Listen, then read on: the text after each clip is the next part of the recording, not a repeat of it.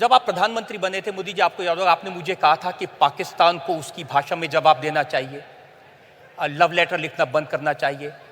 आप प्रधानमंत्री बने, आपने नवाज शरीफ को इनवाइट कर लिया और फिर उनके यहाँ आप बर्थडे मनाने, केक काटने भी चले गए।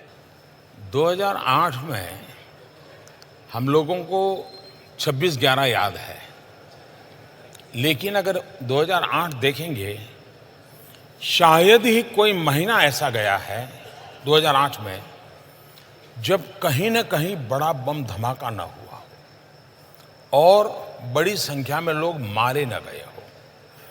पूरा 2008 का यही सिलसिला चलता रहा। 26/11 तो एक आखिरी टॉप था, ऐसा कह सकते हैं। इतनी सारी घटनाएं होने के बावजूद भी कुछ नहीं हुआ। और तब जाकर के मैंने कहा था ये, और शायद आपकी अदालत में मैंने एक बार कहा था कि लव लेटर लिखना बंद करो। और आपने देखा होगा वो लव लेटर लिखते थे, मोदी लड़ाकू विमान भेजता है।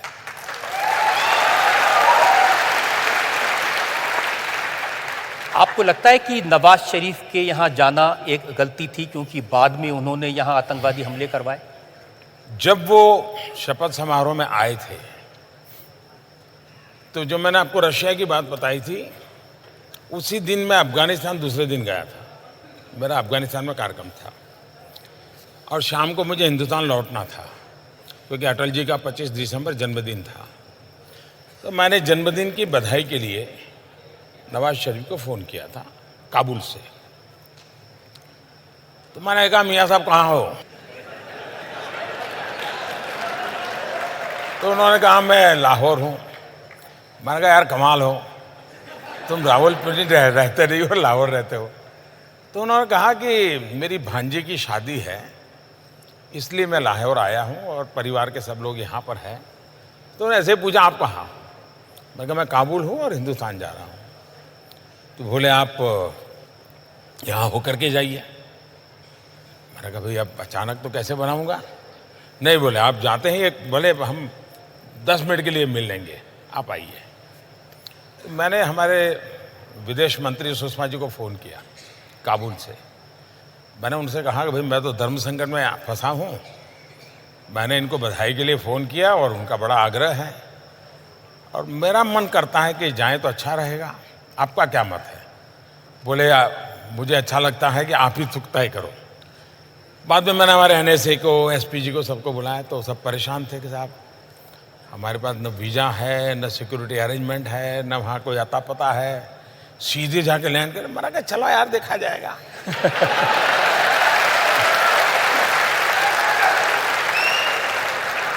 तो हम लाहौर गए एक सदिच्छा से, क्योंकि वो मेरे यहाँ शपथ समारोह में आया, तो मुझे लगता था कि शायद ये जेन्युइन व्यक्ति हैं, कुछ कर पाएंगे और मुझे सिर्फ कर्सी कॉल करना है। तो हम करीब आए, वहाँ पहुँचे तो उनका, भाई मेरे हेलीकॉप्टर में मेरे घर जाना होगा।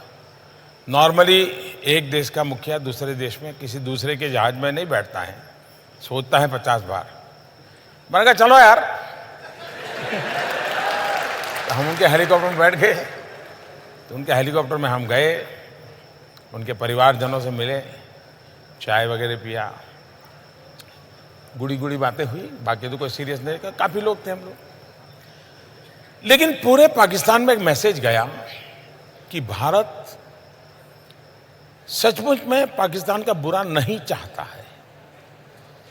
और ये सबसे बड़ी सफलता थी मेरी 1 घंटे की इस विजिट की। कॉमन मैन, पाकिस्तान के कॉमन मैन के दिल में जो झूठ फैलाया गया था, उसको मैसेज चला गया कि हिंदुस्तान पाकिस्तान की आवाम का भला चाहता है।